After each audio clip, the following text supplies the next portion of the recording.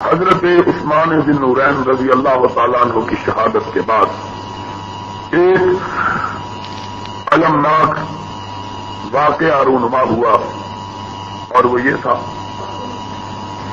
کہ جن لوگوں نے حضرت عثمان رضی اللہ تعالیٰ عنہ کو شہید کرنے میں حصہ لیا تھا، وہ لوگ حضرت علی رضی اللہ تعالیٰ عنہ کی فوجوں میں شامل ہو گئے، اور انہوں نے اپنے آپ کو بچانے کے لیے حضرت علی رضی اللہ تعالی عنہ کا سہارا لیا، اپنے آپ کو شیعان علی قرار دیا، حامیان علی بن گئے، اور اس طرح وہ اسلام کی سیف قصاص سے محفوظ ہو گئے کہ قاتل کو فوراً قتل کرنا چاہیے، اور خاص طور پر جب کہ مقتول داماد رسول اور خلیفۃ المسلمین حضرت عثمان ذی النورین رضی اللہ تعالی عنہ جیسی شخصیت، چنانچہ حضرت امیر معاویہ رضی اللہ تعالی عنہ کی قیادت میں، جو کہ اسلامی دنیا کے ایک بہت بڑے حصے ملک شام کے گورنر تھے، جس کے نیچے لبنان، اردن، فلسطین، موجودہ اسرائیل اور سیریا جسے آج شام کہا جاتا ہے، یہ علاقہ شامل تھا، اور اسی طرح ملک مصر وہ بھی آپ کی قیادت کے نیچے آپ کی حمایت پر کمر بستہ ہو گیا۔ حضرت امیر معاویہ رضی اللہ تعالی عنہ نے تب تلک حضرت علی رضی اللہ تعالی عنہ کی قیادت اور امامت اور خلافت اور حکومت کو ماننے سے انکار کر دیا، جب تک کہ ان لوگوں سے بدلہ نہیں لیا جاتا جنہوں نے عثمان کے شہادت میں قتل میں حصہ لیا۔ اس کے نتیجے میں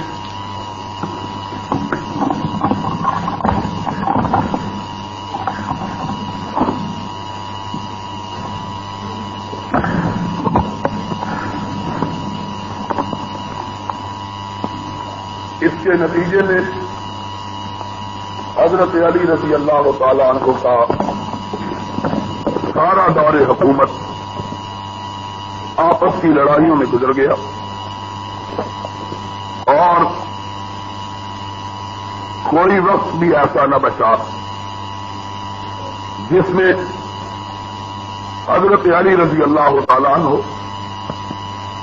اور ان کو مخالفوں کے درمیان مار کے نہ بپا ہوئے ہو، اور زبانی اور عملی لڑائیاں نہ لڑی گئی ہو۔ حضرت علی رضی اللہ تعالی عنہ اور حضرت امیر معاویہ رضی اللہ تعالی عنہ کی ان لڑائیوں سے تنگ آ کر خوارج کے ایک گروہ نے، جس کا عقیدہ یہ تھا کہ معاذ اللہ حضرت علی بھی کافر ہیں، حضرت معاویہ بھی کافر ہیں، اور ان کے حمایتی اور ساتھی بھی کافر ہیں، یہ گروہ جسے خوارج کا گروہ کہا جاتا ہے، در حقیقت پہلے حضرت علی کے رفقاء اور ساتھیوں میں سے تھا، لیکن جب حضرت علی رضی اللہ تعالی عنہ نے جناب ابو موسیٰ اشعری اور جناب عمرو بن عاص کو اپنے درمیان اور حضرت معاویہ کے درمیان حاکم مان لیا، اس وقت آپ کے لشکروں میں سے یہ گروہ نکلا، اور اس نے کہا لا حکم الا اللہ، کہ کسی کو اللہ کے سوا فیصل نہیں مانا جا سکتا۔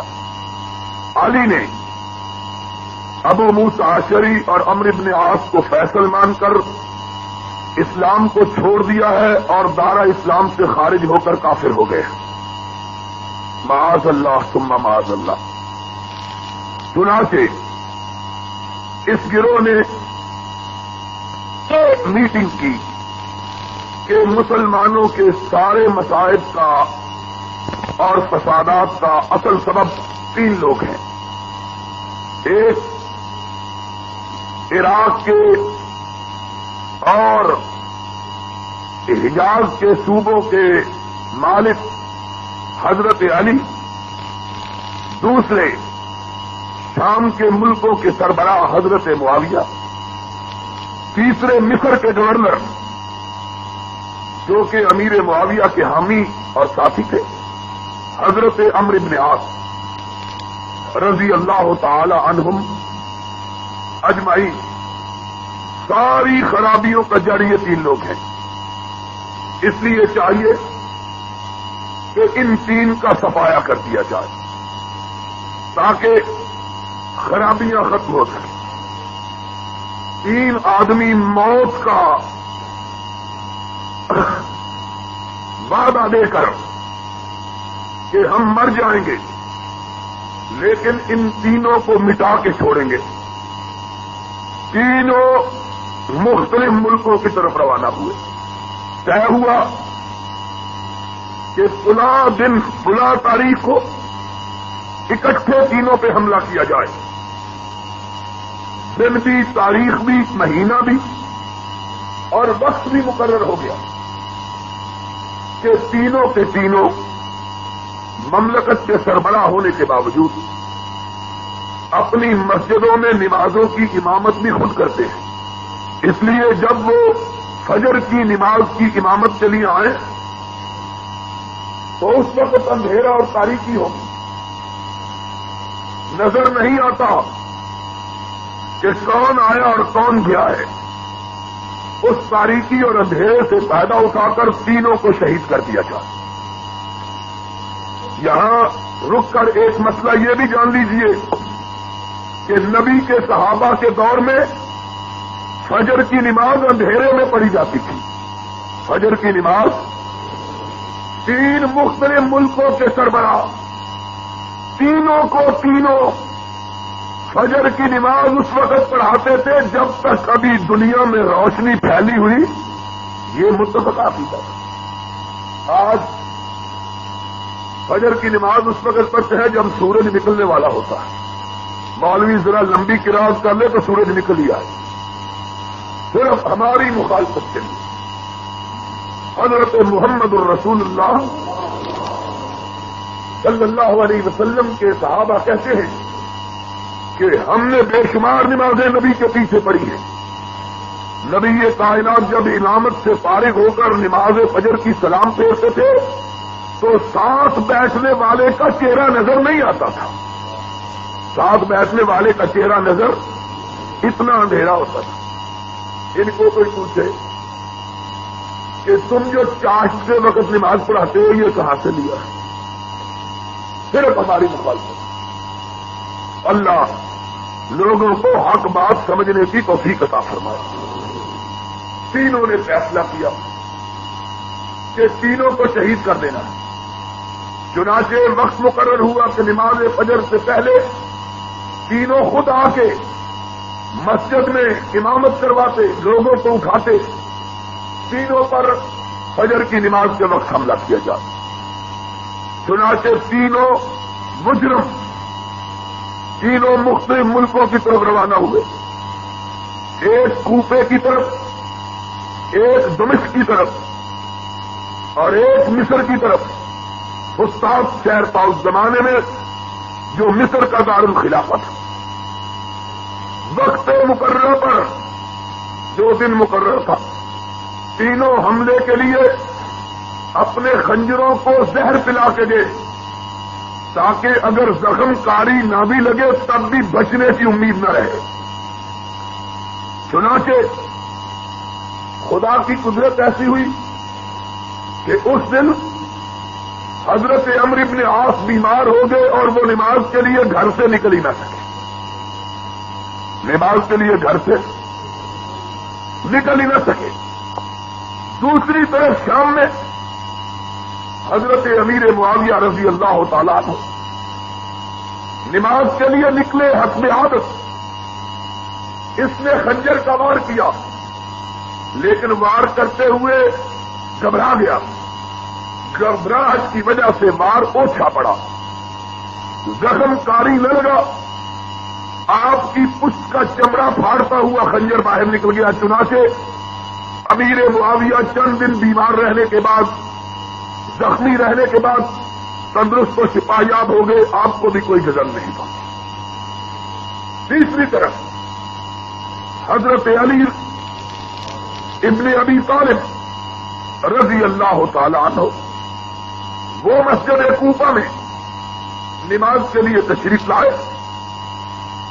مسجد میں غریب فقیر لوگ سوتے تھے، آپ نے مسجد میں داخل ہو کر ابھی یہ آواز نکالی ہی تھی کہ الصلاۃ خیر من النوم، اور مسجد میں سونے والوں اٹھو، نماز نیند سے بہتر ہے۔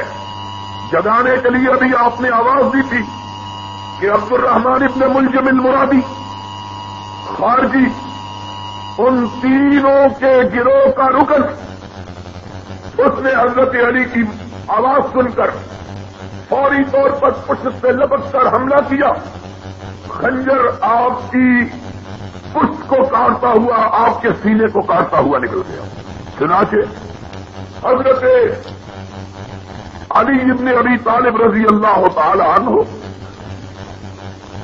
اس زخم سے جانبر نہ ہو سکے، ملزم کو گرفتار کر لیا گیا۔ حضرت علی نے اپنے بیٹے حضرت حسن کو بلایا، فرمایا سنو، اگر میں زندہ رہا تو میں حملہ کرنے والے کو خود سزا دوں گا، اور اگر میں مر گیا تو مجھ پر حملہ کرنے والے کو اتنی ہی سزا دینا جتنی شریعت نے مقرر کی ہے۔ اور شریعت کا فیصلہ یہ ہے کہ قاتل کو قتل کیا جائے، اس کو اذیت دینا، اس کے اعضاء کاٹنا، اس کی آنکھیں نکالنا، یہ شریعت میں جائز نہیں ہے۔ اس لیے اگر میں شہید ہو گیا تو میرے بدلے میں ظلم نہ کرنا، بس قاتل کو قتل کر دے۔ چنانچہ حضرت علی رضی اللہ تعالی عنہ نے جب یہ خبر دی، عبد الرحمن ابن ملجم المرادی کو پکڑا گیا، اس نے حضرت علی کی بات سنی، مسکرایا، کہنے لگا اس خنجر کو میں 1 سال زہر کی پان دیتا رہا اور میں نے وار مضبوطی کے ساتھ گہرا کیا ہے، اب دنیا کی کوئی طاقت علی کو بچا نہیں سکتی۔ رضی اللہ تعالی عنہ۔ چنانچہ حضرت علی رضی اللہ تعالی عنہ اس خنجر کے وار سے جانبر نہ ہو سکے اور آپ کی شہادت واقع ہو گئی۔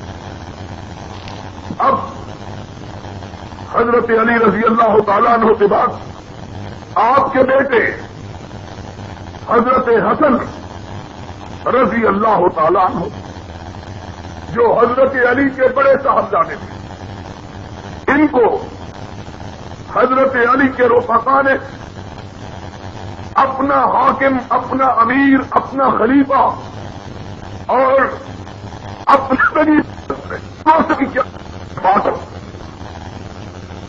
کہ حضرت علی رضی اللہ تعالیٰ عنہ، ان کی پارٹی کے لوگوں کو شیعہ علی کہا جاتا ہے۔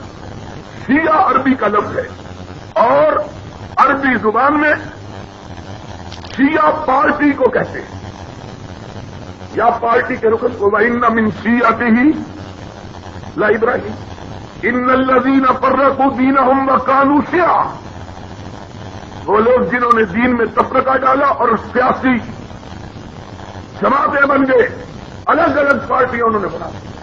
قرآن میں یہ لفظ پارٹیوں کے معنوں میں استعمال ہوا ہے۔ چنانچہ اس زمانے میں بھی اس لفظ کا اطلاق پارٹی یا حمایتی پر بولا جاتا تھا، کیا جاتا تھا، لیکن اس زمانے میں جبکہ حضرت علی رضی اللہ تعالیٰ عنہ اور حضرت امیر معاویہ رضی اللہ تعالیٰ عنہ کے درمیان اختلافات تھے، ان اختلافات کی صورت اور ان کا سارا محور سیاسی تھا، مذہبی اختلاف حضرت علی اور معاویہ کے درمیان کوئی موجود، اس کو جگا دو ذرا، جو سو رہا ہے گوڈے چھڑ دے بھائی، نفس نہیں چلے گوڈے، ذرا دیکھتے رہو بات کو۔ بڑی اہم بات اللہ کے فضل سے بڑی محنت سے بات سمجھانی پڑتی ہے، اور پہلے خود سمجھتا ہے آدمی پھر دوسروں کو سمجھاتا ہے۔ اس لیے توجہ کے ساتھ یہ مسئلہ بڑا پیچیدہ ہو گیا، اور اس وجہ سے رات میں نے جلسے میں کہا تھا شاد باغ نے، اس وجہ سے اس کی پیچیدگی میں اضافہ ہو گیا کہ جھوٹ بہت بولا جاتا ہے، اور جھوٹا پروپیگنڈا اتنا کیا جاتا ہے کہ لوگوں کو حق اور باطل میں کوئی تمیز باقی، اور آپ خود آزما کے دیکھیں، اللہ آپ کو توفیق نہ دے، لیکن اگر کبھی آزمانا ہو آزما کے دیکھیں کہ آپ ایک دفعہ جھوٹ بولیں، خود جھوٹ کو تراشیں، خود جھوٹ کو بنائیں۔ پہلی مرتبہ آپ بولیں گے تو آپ کو پتا ہوگا جھوٹ ہے، کیونکہ خود بنایا ہوا ہے جھوٹ۔ دوسری مرتبہ بولے، تیسری مرتبہ، 6 مرتبہ بولنے کے بعد جھوٹ بولنے والے کو خود یہ محسوس ہوتا ہے شاید میں سچ ہی بول رہا ہوں، کیوں نہیں صاحب؟ انہوں نے بڑا تجربہ ہے۔ آدمی خود جھوٹ بول بول کے 5-6 مرتبہ جھوٹ کو دہرائے، اسے اپنے آپ کو دھوکہ لگنا شروع ہو جاتا ہے کہ کہیں میں سچ تو نہیں بول رہا۔ ہمارے ملک کے اندر اس مسئلے کے بارے میں اتنا جھوٹ بولا گیا ہے کہ اچھے خاصے لوگ اس جھوٹ سے متاثر ہو گئے، کہتے ہیں پتہ نہیں سچ ہی کیوں نہ۔ حضرت علی اور حضرت معاویہ کی جنگوں کو اس صورت میں پیش کیا جاتا ہے گویا کہ کفر اور اسلام کی جنگیں ہیں، حالانکہ حقیقت یہ ہے کہ حضرت معاویہ رضی اللہ تعالیٰ عنہ اور حضرت علی رضی اللہ تعالی عنہ، ان کے درمیان کوئی مذہبی اور دینی اختلاف نہیں تھا۔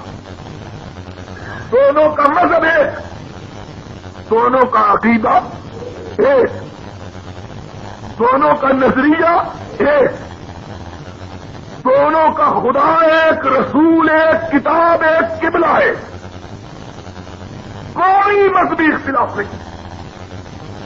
خود حضرت علی رضی اللہ تعالیٰ عنہ نہج البلاغہ میں کہا ہے، جو شیعہ کی معتبر کتاب ہے، لا یستزیدوننا بایمان ولا نستزیدہم بایمان، ہم اسلام میں متفق ہیں، اتنے متفق کہ میں رسول کا داماد ہونے کے باوجود لوگوں تمہارے سامنے کہتا ہوں کہ میرا ایمان معاویہ سے زیادہ نہیں ہے، میرا ایمان معاویہ سے زیادہ، جتنا میرا ایمان ہے اتنا ہی معاویہ ہے۔ یہ ہے سچائی، اور اللہ علی کی قربت پر کروڑوں رحمت نازل فرمائے۔ اللہ کا ولی، مومنوں کا چوتھا خلیفہ راشد، سچا انسان کا نبی کی گود میں پرورش پائی، دشمنی نے بھی حق کو فراموش، یہ ہوتی ہے ایمانداری کی بات۔ آدمی دشمنی بھی کرے تو حق نہ چھوڑے۔ حضرت علی نے فرمایا لا یستزیدوننا بایمان ولا نستزیدہم بایمان، میرے اور معاویہ کے ایمان میں کوئی فرق نہیں، جتنا مسلمان میں ہوں اتنا ہی مسلمان معاویہ ہے، کوئی فرق نہیں۔